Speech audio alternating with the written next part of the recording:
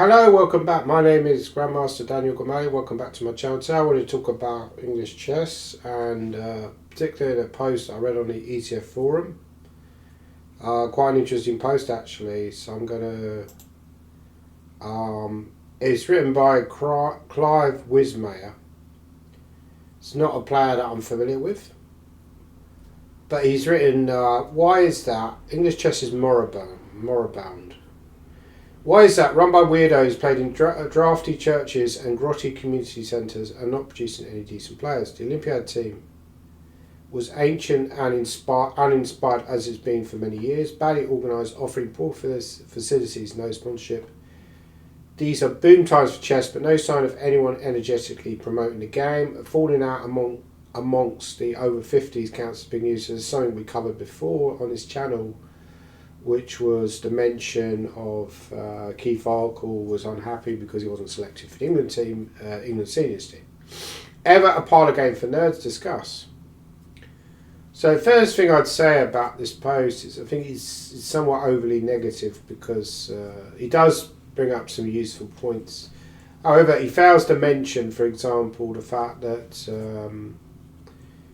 many younger players have started to come into the game. People like Bodhana, Shreyas, over the last few years, Supratit Banerjee, Frederick Gordon in Scotland, Ethan Pang, Lewis Cheng also in Scotland. Numerous players have started to come into chess, which means that the English chess team... Now, he does mention we've got older players. However, you know, ancient players, for example, he has another go at these ancient players. I think later on he mentions, if we scroll down a bit, the London Chess Classic features a weak lineup, including a couple of ancient Britons. So this is quite a recent post. I think when he says, as far as I'm aware, the only English players that have been selected, Michael Adams and Gawain Jones. So I certainly wouldn't describe Gawain as ancient. I wouldn't describe Mickey Adams as ancient. Well, I'd certainly count as ancient if Gawain is ancient. Well, maybe they're ancient, but okay, it's obviously a slight tongue-in-cheek post. I have to mention it's obviously done in a slight tongue-in-cheek kind of satirical fashion, but sorry, let me just close the door. I'll just come back in a second.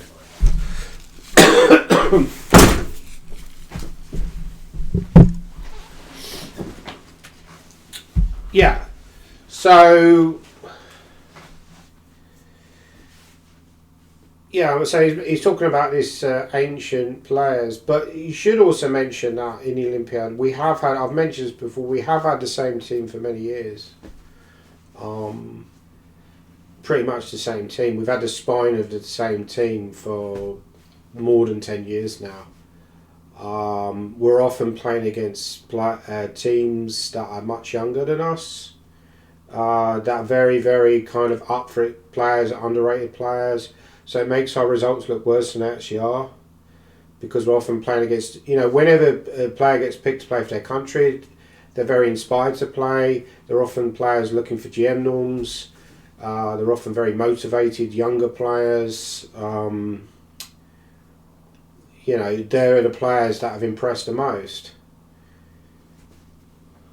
Okay, our players are maybe older, but they're still very, very strong. You know, you're not talking about 5, 25, 30 players. We're talking about, you know, seriously strong players. Over 2,600 players. But yeah, I mean, given where we were in the sort of global standings, I mean, go back to 1997, we won European Team Championships. We aren't as strong as we were then.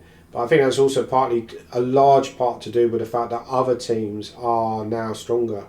The strength in depth has risen enormously. You know, mentioned at the London Chess Classic, Michael Adams is world number 63 now or something like that. Now his rating is 2660. You go back, okay, his rating has dipped from its peak, but if you go back to, say, the late 1980s, 2660 would have probably got you in the top 10 in the world, or very close to it. So You know, the strength in depth. It doesn't reflect.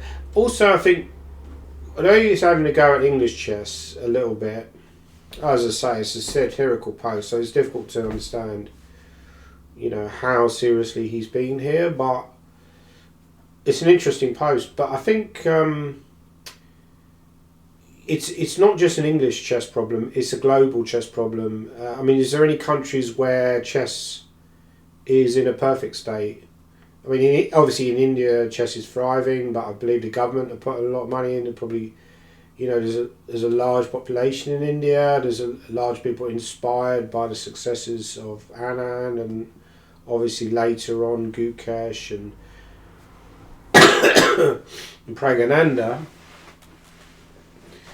But you know, if you look at the European chess scene, pretty much the prizes in a typical European Open are less than it.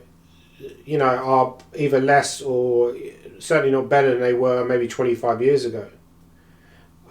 So it's not just an English chess problem, it's more like a global chess problem. I mean, you know, one thing you could say, the FIDE Open for the London Chess Classic, the first prize is 10k. That's a lot of money for an open tournament, certainly a lot more than most tournaments in Europe, most FIDE rated tournaments in Europe. So some of the comments are quite interesting. Clive mentions chess is exploding on the internet and streamers make serious money, just for one example. Chess is about water. Joey Stewart makes an interesting reply. He says streamers aren't exactly passing on any of their boom money. Any financial goodwill shown by their fans is siphoned off. I'm not sure about the spelling of that, but siphon, my spelling isn't great either. I believe it's spelled with an I rather than a Y, but it doesn't matter. Directing their greedy little bank accounts, never to be seen again by the chess community. Yeah, it's an interesting point that he makes, because although there are some streamers who make serious money, they're few and far between, and none of that money tends to go back into chess. What I find disappointing is a lot of the reason why these players are making money from streaming is because of the chess community, which they don't go give back to. They could organise tournaments. Some of these people are extremely rich. I don't say that they don't give anything back, but you could, in theory, organise tournaments with that money. You could give something back, it's true. But, you know, that's the capitalist economy we live in. You know, there's no obligation to give any of your money away. If you make it, you keep it. What I've mentioned before is there is a way to utilise this, and this is to possibly go even more all in on the whole streamer front, and have more tournaments where you've got streamers, you've got dedicated cameras, you're going more jazzy, you're jazzing it up. Maybe you've got walk-on music. I mentioned in a Facebook post, you could have walk-on music. You could have, I did a jokey post, and I said you could have Nobody Does It Better for Magnus Carlsen by Carly Simon. You could have OK Computer album playing for Hans Niemann when he comes on to the stage to play chess. You could have Suspicious Minds by Vladimir Kramnik, and so on. So yeah, or you could have another one by That's for Christopher Yu. But yeah, it's an interesting point that more people playing is something. We're all familiar with that. A number of clubs and leagues. Matt McKenzie makes a post. Been in steady yeah, a lot of clubs have been in steady decline. I've never been to my local chess club in Alnwick, because I feel like, because I'm a fairly well known chess player in English chess, I'd feel a bit awkward going down there. If I was a weaker player, if I was say a 140 grade or something like that, I'd be quite happy to go down to a chess club, because it wouldn't. But you feel like people would be looking at me. Maybe that's just a bit of paranoia. But also I feel like English chess clubs in general have declined, partly because of general financial downturn, and partly because of people find it easy to play online now. You go on stuff like Chess Reddit, and then you have arguments with people because they say, "I've never played online. I've got this amazingly high. I don't care about. I never played over the board. I've got this amazing." They start boasting about their amazingly high online rate, and you say, "Well, why? How come you never played over the board?" And you know, they're just not interested. They say, I can get enough from just playing online.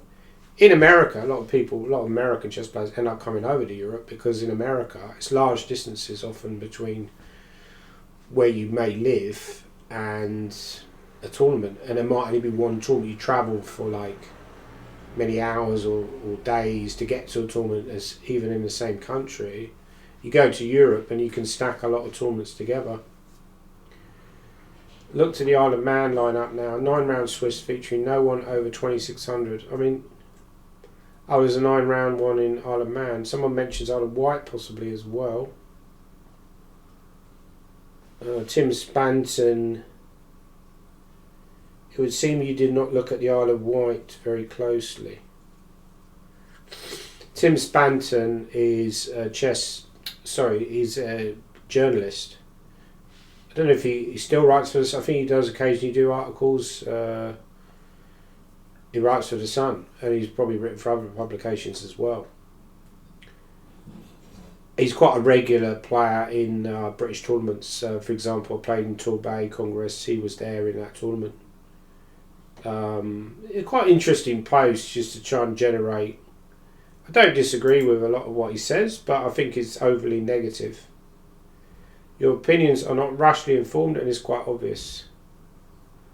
I live in the Netherlands, which has a much stronger chess culture. Yeah, I mean, Netherlands is an outstanding example, though. I mean, it's a very rare country like that. Somebody mentioned, I think I saw an article earlier about Iceland. Iceland has quite a small population. They've got a number of GMs that also financially support their GMs. I played 30 or so years in London, a dreary, soul-destroying experience and probably due to its size, one of the worst places to play in the country with grotty venues and ridiculous travel. Amsterdam is vastly better. But it's very easy to, the grass is greener on the other side sort of thing. I do kind of agree with that in a way. When you play in the Netherlands, I played in Bruges recently, which is obviously very similar. That's Belgium. Similar kind of area, and it's nice. You get a sense that chess is considered to be, people get more respected there. It's true in England. You have all these stars bar tournaments. They don't really respect professional players a lot of the time because you don't really want to have professional players there. You create these starred bars tournaments. Yeah, so I like reading these kind of forums. I must admit, I'm kind of addicted to forums in general. I'm constantly reading stuff like Digital Spy, Chess Reddit, even the horrific Betfair forum. One of John Nunn's stories is typical. There was a guy who used to run Hastings. He produced a bulletin. None wanted the bulletin and paid to receive it. A year later, long after the tournament was over, when it was completely useless, he finally received. Well, it's not completely useless, is it? Because any bulletin is. I think he's talking about really English chess being too run by dinosaurs and amateurs. And one thing I would say is we don't have enough FIDE rated games here. I've mentioned this before. A lot of clubs are resistant to. Moribund retired or not, surface in connection with the over 50s squabble. Keane may not be current, but is emblematic. The Scarborough Open is incredibly weak. I'm glad I'm not playing because then I would have been included in that incredibly weak. I didn't play Scarborough actually. I think I mentioned this before because I didn't have the money to play. There's quite a lot of expenses to play Scarborough. It's something like £300 probably in total expenses because you've got to pay the hotel for 2 nights and then you've got to pay the travel and then the entry fee as well. You don't get free entry plus food. You're probably looking at about £300. So the first prize is 700. I probably would have won it though. It's probably worth the gamble. I wish I had played now. Perhaps the main reason is prize money. Anything under £1,000 these days is quite laughable, as it costs hundreds just to travel and stay somewhere. Yeah, exactly. It mentions that a similar trend. Yeah, title players have a calculation to make, and it isn't in favour of playing. Exactly. It's sad. The sad reality is that it's easier to stay at home, or it's more cost effective to stay at home and write articles and coach people online and do all that kind of stuff and not play tournaments, even though you enjoy playing tournaments, and maybe prioritise the bigger tournaments where you're going to play something like London Classic FIDE Open. You might end up spending £1,500 to play, but you're going to play a strong field. Ian Thompson points out there's 356 players taking part, so the organisers must be doing something right. How many Dutch weekend Swisses get that many entries? So I just off the camera, I'm blowing my nose because the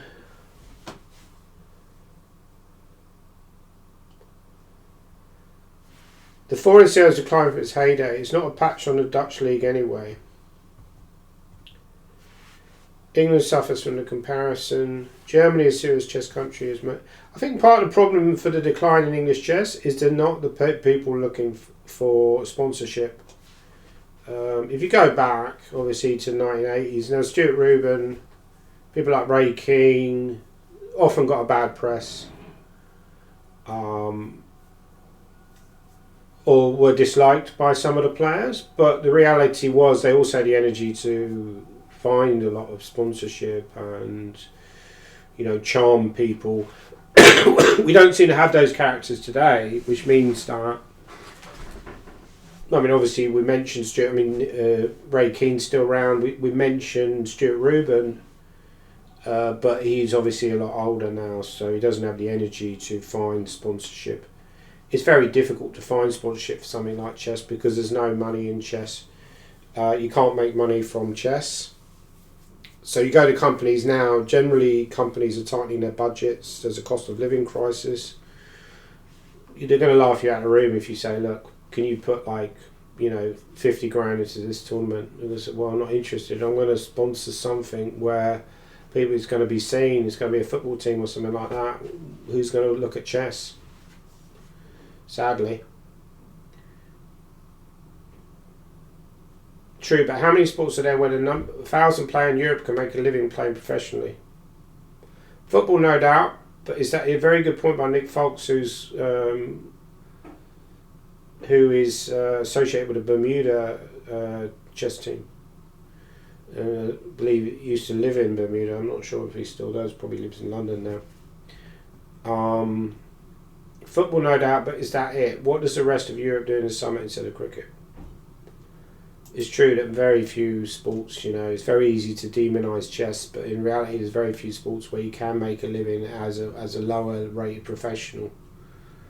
If you're a golfer, for example, you probably have to spend a lot of money to get to the higher leagues. You probably have to spend maybe 100 grand a year, maybe more, on travelling around, hotels, entry to tournaments, paying your caddy and all that sort of thing, paying for equipment, paying for physio, paying your manager. There's a lot of expenses with no guarantee of return. So ranked at 1054 is the name Tiger Woods that I recognise. Yeah, but that's because he hasn't played. I'm pretty sure he'd be better than the number 1054 player, and he's had injuries. Yeah, so it kind of sort of dies a little bit, this thread, in terms of. Peter Hornsby makes an interesting comment. At the ECF AGM yesterday, there was hardly anyone age under 40, which I think is a bit concerning. I think I was the youngest, age 30, but stand to be corrected on both counts. It's interesting my criticism should be characterised as trolling. I'm not trying to change anything. I don't care that much and expect nothing to change anyway. The backwardness of English chess goes... I think it's linked to a lot of issues we have within wider society about conservatism and, being resistant to change, as he sort of alludes to.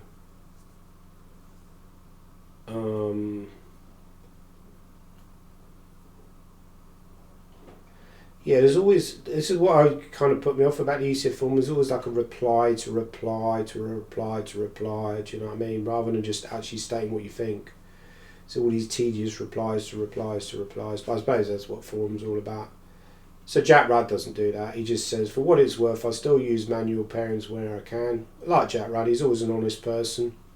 This is largely because I think British pairing systems cope slightly better than FIDE, ones with the sort of scenarios we commonly see at local weekenders.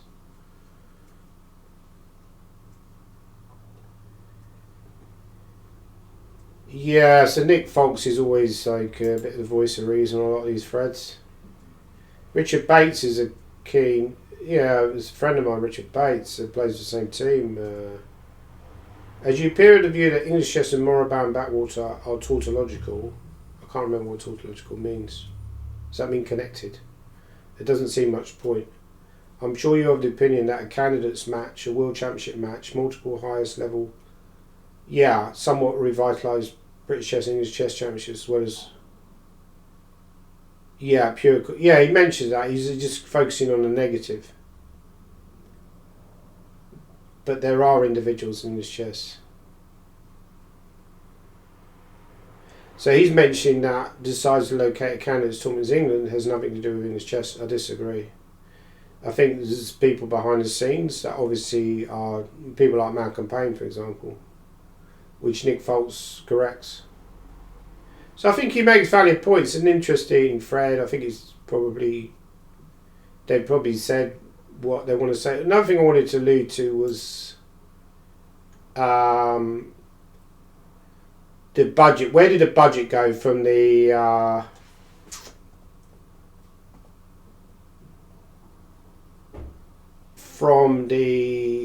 because we were awarded some money, right, by the government, or that was the theory. I think there was a certain amount of money allocated towards English chess, and some of that was going to go to tables in parks. I'm not sure how that got off the ground. I think some of it was going to go to schools in general, and then some of it was going to go into English chess itself. So we see the figures here.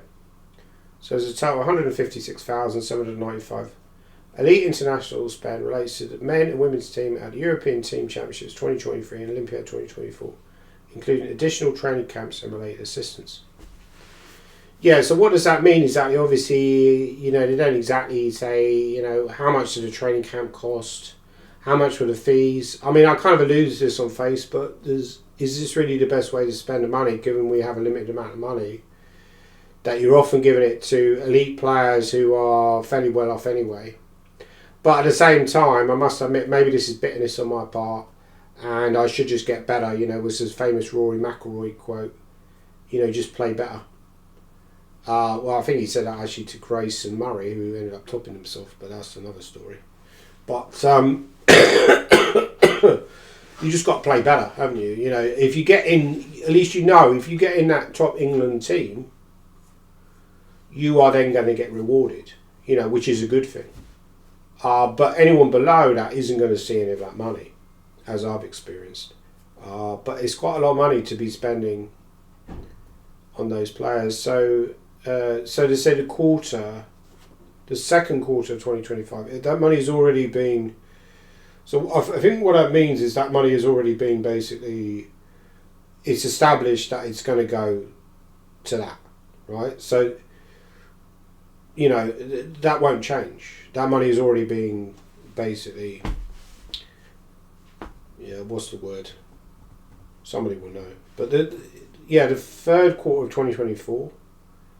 But in total, I think that means, in total over those periods, quarter one, quarter two. So I think that means over like a yearly period, right? There's 156,000. It's quite a lot of money. So what are they paying like the top elite players? Are they paying them 10 grand to, I don't think it'd be quite as much as that. Because you're talking about a 2-year period. But if they were paying them 10 grand each, there's 5 players, that's 50 grand. And then for the Olympiad as well, it's another 50 grand, so that's 100 grand in total. The women would get significantly less, I would imagine, than the men.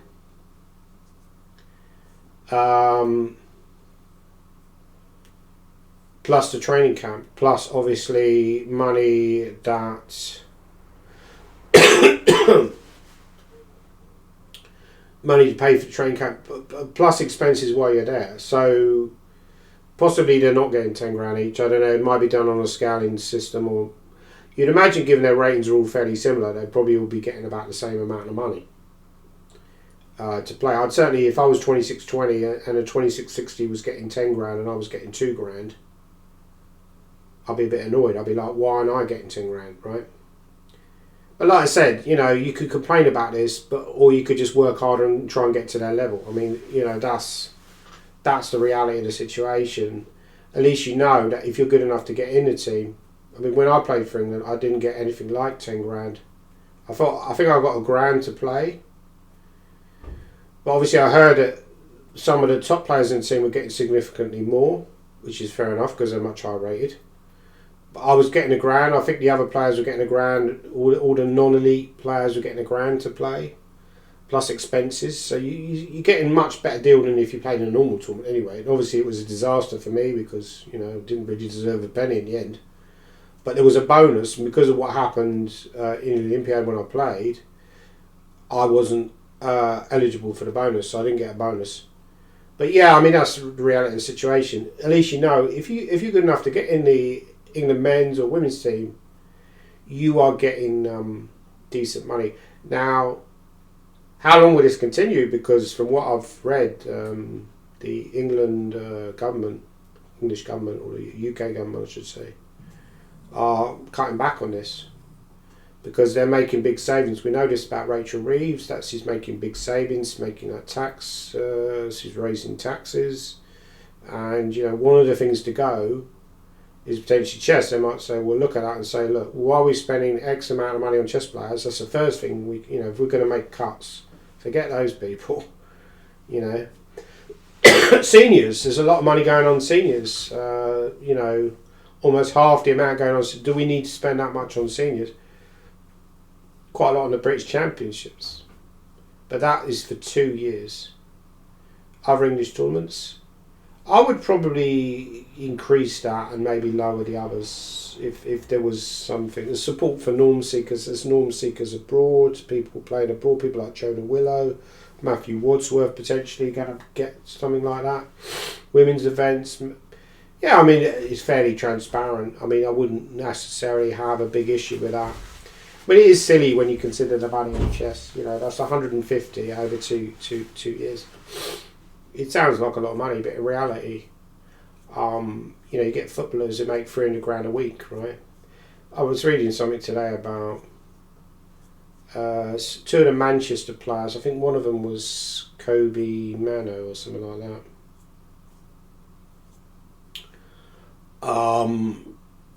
Couple of Manchester United players are going to go to the Ballon d'Or Awards, but they were trying to get Manchester United were trying to contact Manchester City because Manchester City, 8 of their players are up for the awards, right? So they were trying to contact them to see if they could get their players, the two Manchester United players, on the same jet to cut, because Manchester United are trying to cut down on the amount of money they're spending, which is fair enough. But it did seem ridiculous to me because I thought, well, hang on a minute. Given those two players are probably making, like, you know, they're making like 150 grand a week or whatever, why can't they just pay for their own jet over there? I mean, you know, it just sounded totally ridiculous to me, that story. So I don't really get annoyed by stuff like that because I think, yeah, I mean, if I was much closer to their rating, if I was 25.70, I probably would get a little bit annoyed because I think, and I'm not getting anything like that amount of money, but my rating's down at 24.20, so how can I complain, right? And like you say, you get better. You get better and you get better, and then you basically, you know you're going to get rewarded, which is a good thing. So overall, I don't have any complaints about that. I kind of put it up as, it's a bit of a little bit like this Clive Wismayer. It's a little bit satirical. It's not supposed to be a dig at the elite players. I'm just kind of creating some kind of joke about it, really. I don't really care. Like I said, I think those guys are proper players. I played against a lot of them, and they deserve every penny they get. It's just a shame that players at a lower level, good players like myself, don't get any kind of reward. Anyway, that's my video about whether chess is moribund or not. I'll be trying to post that later today. and maybe you can watch it after the Liverpool or the Arsenal Liverpool match.